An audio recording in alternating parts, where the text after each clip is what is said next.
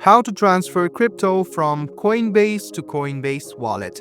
First of all, what you need to do is open the crypto wallet. So go ahead and open crypto wallet on your device, and you can see some of your NFTs or some of your cryptos.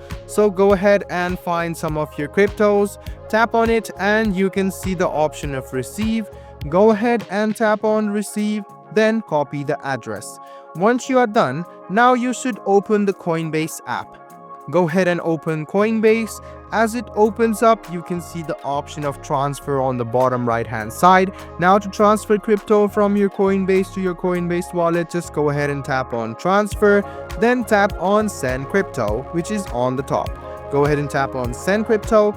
Then what you need to do is paste this address or your Coinbase address. Go ahead and tap on it, and then select the amount of crypto you want to transfer from your Coinbase to your Coinbase wallet account, and this way you can easily complete this process. I hope this video was helpful for you. Like the video, subscribe to the channel, and do hit the bell button for more.